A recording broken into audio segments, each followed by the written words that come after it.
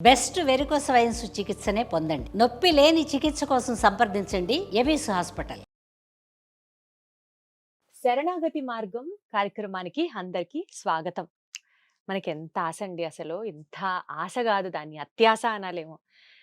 చక్కగా దేవుడిని స్మరించుకుంటూ, గుళ్ళకెళ్తూ, సత్కార్యాలు చేస్తూ, భగవన్నామ స్మరణ చేసుకుంటూ, ఏకాదశి ఇలాంటి ప్రత్యేకమైన దినాల్లో అయితే చక్కగా ఉపవాసం ఉంటూ, జాగరణ చేస్తూ, భగవత్ చింతన గడపమంటే హుహు.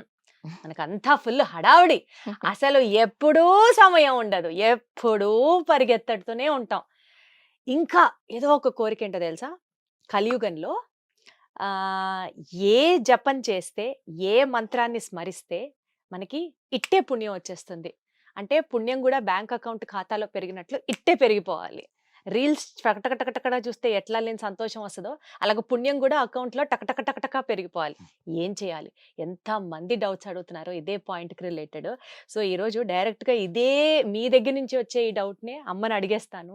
శరణాగతి మార్గం కార్యక్రమం ద్వారా. సో, వైష్ణవ సాంప్రదాయ ప్రచారకురాలు పద్మజ రామానుజదాస్ గారున్నారు. అమ్మ స్ట్రెయిట్‌గా మీ దగ్గరికే వచ్చేస్తున్నాను. పుణ్యం రావాలి. ఈజీగా రావాలి. ఎక్కువ ఫాస్ట్‌గా రావాలి. కష్టపడకూడదు. అది కూడా కలియుగంలో. చాలా మంచి ప్రశ్న అండి. కలియుగంలో ఎక్కువ కష్టపడకుండా సూక్ష్మంలో మోక్షంలాగా రావాలి అంటే కలౌ నామస్మరణ. హ్మ్. ఆ జపమో, తపమో ఇవన్నీ ఆచరించాలి అంటే ఈ రోజుల్లో మనుషులకి అంత ఖాళీ, అంత మానసిక ప్రశాంతత నిలవడం లేదు. కాబట్టి వారు చేసే పనులు చేస్తూనే వాళ్ళు ఎలా పుణ్యం సంపాదించుకోవచ్చు అనేది ఒకటి తెలుసుకుందాం. అయితే ఇది చెప్పడానికి ముందుగా ప్రతి పాయింట్ నేను ప్రతిరోజు ఒక పాయింట్ అయితే స్ట్రెస్ చేస్తాను. ఏంటంటే వైష్ణవులకు పుణ్యంతో పని లేదు. పుణ్యం గాని, పాపం గాని ఏదైనా లేకపోతేనే సంకెళ్ళే. అంతే. పుణ్యం బంగారపు సంకెళ్ళైతే పాపం ఇనుప సంకెళ్ళు. ఏవైనా సంకెళ్ళే కానీ బంధంలో కానీ చిక్కుకోవడానికి. అమ్మ వైష్ణవులకి గూడా మీరు చెప్పిన మాటే. హ్మ్. పుణ్యాన్ని చక్కగా వస్తే ఆ భగవంతుడే మనకిష్టమైన వాళ్ళకి ట్రాన్స్‌ఫర్ ట్రాన్స్‌ఫర్ చేస్తాడు గదా! చేస్తారు. అది కూడా మనం చేసే మంచి పనే గదా! కరెక్టే. అలా కాబట్టి చూసుకో ఇంకా అలా చూసుకోవాలి అంతే. అంతే. అయితే ఏంటంటే నేను ఈ సుమన్ టీవీ నేపథ్యంలో చెప్పేది పట్టుకొని ఇలా చేస్తే పుణ్యం వస్తుందని చెప్పారు పద్మజ గారు. కాబట్టి చెయ్యాలి అంటూ ఒక రూల్‌గా తీసుకువెళ్ళిపోతారు. ప్రపన్నులకి ఇటువంటివన్నీ లేవు. కాకపోతే చైతన్యం ఉన్నందుకు చేయకుండా ఉండలేక చేసుకుంటూ వెళ్ళటమే. చేయటం వల్ల పుణ్యం వస్తుంది. ఆ ఫలం ఏదైతే మనం ఆశిస్తామో ఆ కర్తృత్వ, భోక్తృత్వం ఇటువంటివన్నీ మనం వదిలిపెట్టి చేయాలి. ఇప్పుడు మనం మామూలుగా మన టాపిక్‌లోకొద్దాం. ఏం చేస్తే సులభంగా మనకి పుణ్యం వస్తుంది? ఇదేమిటి అంటే కలౌ నామస్మరణ, నామ సంకీర్తనం. ఏ నామం చెప్పాలి? హ్మ్. ఎవరి ఇష్టదైవం ఆ నామం చెప్పొచ్చు. అది ఎలా చెప్పాలి? అది కూడా చూసుకున్నాం మనం. ఏమిటి? తింటున్నా, కూర్చున్నా, నిల్చున్నా, పడుకున్నా, ఏ పని చేస్తున్నా, ఎదురు దెబ్బ తగిలినా, మనకేదైనా కష్టం కలిగినా, ఎవరైనా మనల్ని తిట్టినా, ఎవరైనా మనల్ని పొగిడినా, ఎప్పుడూ కూడా అసంకల్పిత ప్రతీకార చర్య వలె అంటే మనం ప్రత్యేకించి సంకల్పం చేయకుండానే మన నోటెమ్మట ఆ నామం వచ్చేయాలి. ఇలా ఒక పద్ధతి. ఏదో ఒక నామం తీసుకునే బదులు, ఆ నామం ఏదో మీరే చెప్పేయచ్చు కదండీ! అని హ్మ్. అడగొచ్చు మీరు. హ్మ్. ఏ నామానికి ఎక్కువ పవర్ ఉంటదని. హ్మ్. ఆ నామం 3 అక్షరాల నామం. ఆ 3 అక్షరాల నామం గనక ఈ కలియుగంలో మనం గనక ప్రతిరోజు సేవిస్తే తప్పకుండా మోక్షం గూడా వస్తుంది. తిరిగి రాని లోకమైన పరమపదానికి కూడా వెళ్ళగలుగుతాం.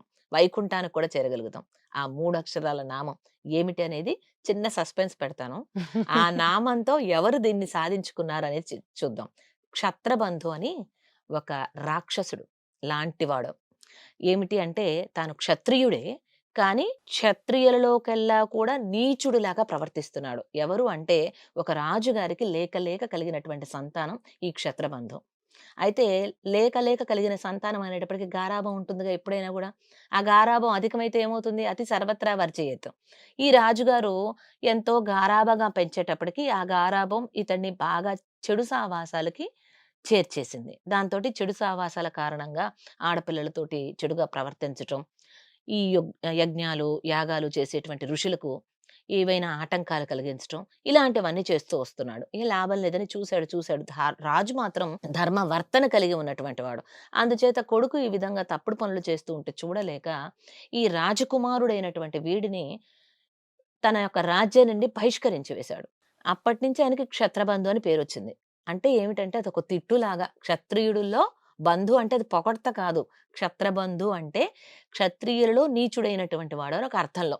అటువంటి ఆ క్షత్రబంధు రాజ్యం నుంచి వెలువడి ఒక అరణ్యంలో నివసిస్తూ ఉన్నాడు. అక్కడుండి మరి తను పొట్ట గడవడం కోసం ఏదో ఒకటి చేయాలి గదా! దారే పోయే వచ్చేటువంటి ఈ బాటసారులు ఎవరైతే ఉంటారో వాళ్ళని దోచుకుంటూ, దొంగతనాలు చేస్తూ, వాళ్ళ దగ్గరున్నవన్నీ కూడా తను లూటీ చేస్తూ, దాంతోటి తాను కడుపు గడుపుతూ ఉండేవాడు. ఇంక పోను, పోను, పోను అది కూడా దొరకకపోతే చంపి తినడం లాంటివి కూడా చేసేవాడనమాట. అలాగా పచ్చి మాంసం తినటానికి ఈ విధంగా అలవాటు పడిపోయినటువంటి క్షత్రబంధు దారి దోపిడీలు మాత్రమే కాక నరరూప రాక్షసుడుగా తయారవుతూ ఉన్నాడు. అటువంటి ఇతడు ఒకనాడు ఏమైందంటే ఎవరిని చూసినా దోపిడీ చేసేటువంటి ఇతను ఒకానొక నాడు భగవంతుని అనుగ్రహంతోటి ఆ దారెమ్మట ఒక ఋషి వస్తూ అక్కడే ఉన్నటువంటి మడుగులో దిగబోతూ ఉంటే పడిపోబోతూ ఉంటాడు. చూస్తూ చెట్టు మీద నుంచి ఉన్నటువంటి ఈ క్షత్రబంధు దిగి వెళ్లి ఆ ఋషిని పైకి తీసి ఎందుకునో అసలు ఎప్పుడు చెడు తలపే ఆ! ఉండేటువంటి ఆ క్షత్రబంధుకి ఆయనే హెల్ప్ చేయడం అనేది ఆయనే ఆశ్చర్యం. సహాయం కూడా చేశాడు ఋషికి. ఆ! ఆ ఋషి ఈయన్ని చూశాడు. తపశ్శక్తి సంపన్నుడు కదా! కనుక్కున్నాడు ఈయన పూర్వ వృత్తాంతం ఏంటి అంతన్ని అన్నది. కూడా. ఆహా! ఇలా చెడిపోయాడు అని తెలుసుకొని అతన్ని ఎలైనా బాగు చేయాలనిపించింది. తనకు ఉపకారం చేశాడు గదా! అందుకని అతనికి ఏదైనా ఉపకారం చేయాలని అనిపించి ఒక 3 అక్షరాల నామం ఆ క్షత్రబంధువుకి ఇచ్చాడు. ఏమిటా 3 అక్షరాలు ఇంకా తెలుసుకుందాం సస్పెన్స్. అలా 3 అక్షరాల నామం అతనికిచ్చి నువ్వేం తిన్నా, ఏం తాగినా ఈ 3 అక్షరాల నామం చెప్పి నీకు మోక్షం వస్తుంది అంటూ చెప్తాడు. సరే అని చెప్పి ఆ రోజు నుంచి క్షత్రబంధు ఏం తిన్నా, ఏం తాగినా ఆ నామం చెప్పి తినడం, తాగటం. అలాగే అలా చెప్పడం అలవాటైపోయి నిత్యము ఆ నామస్మరణ చేస్తూ ఉన్నాడు 3 అక్షరాల నామం. ఆ 3 అక్షరాల నామం ఈ క్షత్రబంధు మరణ అనంతరం మోక్షానికే తీసుకువెళ్ళింది. అబ్బా!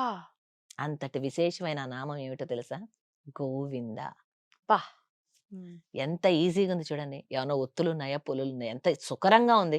గోవింద చిన్న పిల్లలు గూడా గోవిందా, గోవింద అనమంటే చాలా చక్కగా పలుకుతారు. అటువంటి గోవిందుని యొక్క నామాన్ని అనుసంధానం చేయటం ద్వారా మన సకల పాపాలు తొలగిపోతాయి. అన్ని పాపాలు చేసిన క్షత్రబంధు పాపాలు మొత్తం తొలగిపోయినాయి. ఏకంగా తిరిగిరాని లోకమైన మోక్షానికే అతను అర్హుడయ్యాడంటే గోవింద అన్న 3 అక్షరాల నామం ఎంతటి మంచి ఫలితాలనిస్తుందో చూడండి. మాఘమాసం అంటేనే పాపాలు పోగొట్టుకునేటువంటి మాసం. ఈ మాసంలో ఆ గోవిందుడి నామం గోవింద అంటే తిరుమల ఏడుమలయప్పన్ ఏడుకొండల వాడిగా వేంచేసి ఉన్నటువంటి ఆ వెంకటేశ్వర స్వామి మాత్రమే కాదు. ఇంకా చాలా రకాలుగా చెప్పొచ్చు.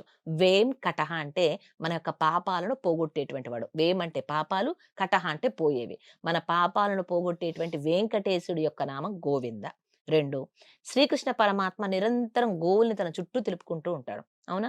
గోపాలుడుగా ఆయనున్నాడు. గోవుల్ని కాచుకునేవాడులాగా. అటువంటి కృష్ణ పరమాత్మ 7 రోజులు, 7 రాత్రులు, 7 పగళ్ళు తన చిటికెన వేలి మీద గోవర్ధన గిరిని ఎత్తిపెట్టి గోప గోపీజన సంరక్షణ చేసి, ఆ తర్వాత ఇంద్రుడే వచ్చి తన తప్పు తెలుసుకొని క్షమాపణలు వేడి, తర్వాత తాను వెళ్ళిపోయిన తర్వాత అతని ఐరావతం అలాగే ఆవు కామధేనువు, కామధేనువు వచ్చి స్వామిని కీర్తించి కామధేనువు అంటే ఏమిటి? గోవు కదా! ఈ గోవులందరికిని కూడా కాపాడేటువంటి వాడవు నీవు గోవిందా అంటూ కామధేనువే తన క్షీరంతోటి తిరుమంజనం చేసి అభిషేకం చేసింది కృష్ణయ్యకి. గోవింద పట్టాభిషేకం చేశాడు ఇంద్రుడు. ఆ విధంగా తాను కష్టపడి సాధించిన నామం, కృష్ణయ్యకి ఇష్టమైన నామం, గోదమ్మ కూడా 3 పాసురాల్లో చెప్పేటువంటి నామం గోవింద. ఆ ఒక్క నామం చెప్పామంటే ఆ స్వామికి ఇష్టమైన నామం. ఆ పలకగానే ఆయన ముఖం ఉల్లాసం అవుతుంది. ఆయన ఆనందించాడంటే మనకు అంతకన్నా కావాల్సిందేముంది? ఏముంది? ఒక్క చూపు అలా చూసినా, ఒక్క నవ్వు మనల్ని చూసి నవ్వినా చాలు గదండీ! అది చేసేది గోవిందనామం. లలిత సహస్రనామాల్లో చెప్తారు. అమ్మ ఓరకంటి కంట చూపు పడితేనే చాలు జన్మ ధన్యం ఇంకా. అలాగే ఆ గోవిందుడి యొక్క కుళిర నోకుదలంటారు. చల్లని చూపులు ఒక్క చుక్క అలా మన మీద పడినా చాలు. దానికి కారణమయ్యేది ఈ గోవిందనామం. అమ్మ ఇక్కడ మళ్ళీ కొంతమంది కాంట్రవర్సీగా అడుగుతారేమో నాకు తెలీదు గానీ, అంటే జనాల పర్సెప్షన్ మాట్లాడుతున్నా. హ్మ్. గోవింద అన్న నామమే చాలా పవర్‌ఫుల్లా? యెస్. ఎగ్జాక్ట్‌లీ. భగవంతుడి కన్నా కూడా భగవన్నామం గొప్పది. ఎందుకంటే అంటే నేను అలా అడగట్లేదమ్మా. హ్మ్. ఇప్పుడు గోవింద అని మీరు చెప్పారు. హ్మ్. ఈశ్వర అని తలవకూడదా? ఎవరిదైనా తలవచ్చా? అంతే ప్రసిద్ధ. ఎవరిదైనా తలవచ్చు. అయితే గోవింద నామానుకున్న ప్రాశస్త్యం ఇది. ఓహో! ఈ గోవింద అంటే ఈ కృష్ణుడు, వెంకటేశ్వర స్వామి మాత్రమే కాదు. వరాహస్వామిని కూడా గోవిందుడిగా చెప్తారు. ఎలా అంటే గో అంటే భూమి అనే ఒక అర్థం వస్తుంది. భూమిని ఎప్పుడు తన కోరల మీద వేంచేపు చేసుకునేవాడు వరాహస్వామి కదా! కాబట్టి అలా వరాహస్వామిని తలుచుకున్నట్లు, గోవిందుడంటే కృష్ణుడిని తలుచుకున్నట్లు, కలియుగ ప్రత్యక్ష దైవం అయిన శ్రీనివాసుని వెంకటేశ్వరుని. తలుచుకున్నట్లు, మన పాపాలన్నీ పోతాయిగా గోవిందుని తలిస్తే. మనకు కావాల్సింది పాపాలు పోవడమే కదా! కలియుగంలో ఈజీగా పుణ్యం రావాలి అంటే పాపం పోతే ఆటోమేటిక్‌గా పుణ్యం గూడా వచ్చేస్తుంది. మందు వేసుకోగానే జ్వరము తగ్గిపోతుంది, ఆరోగ్యం వస్తుంది. 2 వస్తాయి. హ్మ్. మళ్ళీ ఆరోగ్యం రావడానికి వేరే టాబ్లెట్ వేయనవసరంలా. ఒక టాబ్లెట్ వేసామంటే జ్వరము తగ్గిపోతుంది, ఆరోగ్యం వస్తుంది. అలాగే ఒక గోవింద నామం చెప్పామంటే పాపము పోతుంది, పుణ్యము వస్తుంది. 2 హ్మ్. Birds at 1 shot. ఒక్కటే నామం గోవింద. గోవింద. చాలు. ఇది నామం అమ్మ. గోవిందానా, ఈశ్వరానా ఇది పక్కన పెడితే నా పర్సనల్ ఎక్స్‌పీరియన్స్ చెప్తా.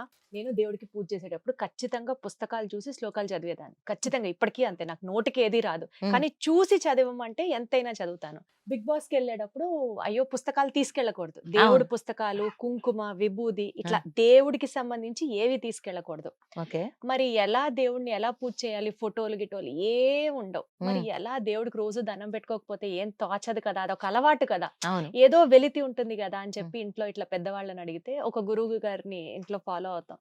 ఆయన దగ్గరికెళ్తే ఆయన అదే చెప్పారు. మహాదేవ హ్మ్. ఈ ఈ నామాన్ని రోజుకి 1000 సార్లు చెప్పుకో.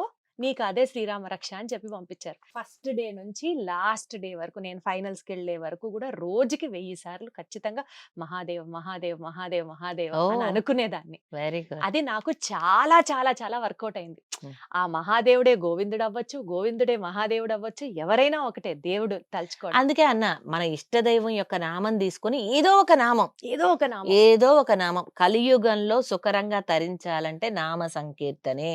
Got it. ఏదో ఒక నామం తీసుకొని చెప్పొచ్చు. అది ఏ నామం అని పర్టిక్యులర్‌గా అడిగితే అడిగితే గనక గోవింద. గోవింద. అది తినక ముందు, తాగక ముందు అయితే ఇంకా విశేషం. ఏం తిన్నా, ఏం తాగినా గోవిందుడికి సమర్పించి. సర్వం శ్రీకృష్ణ అర్పణమస్తు అని ఎందుకనాలో మీకు చెప్పాను ఒకసారి. హ్మ్. పూతన సంహారం నుంచి. అవును. కాబట్టి ఏది తాగినా, ఏది తిన్నా భగవంతుడికి సమర్పించి తింటే మన యొక్క సమస్త పాపాలు తొలగిపోయి మనకి తిరిగి రాని లోకమైన మోక్షాన్ని కూడా చేరుకోవచ్చు. ఏ పని చేసినా గోవింద, తినక ముందు గోవింద, తాగక ముందు గోవింద, రోజంతా గోవింద. గోవిందా గోవింద. గోవింద. సర్వం సర్వం శ్రీకృష్ణ శ్రీకృష్ణ అర్పణమస్తు. అర్పణమస్తు.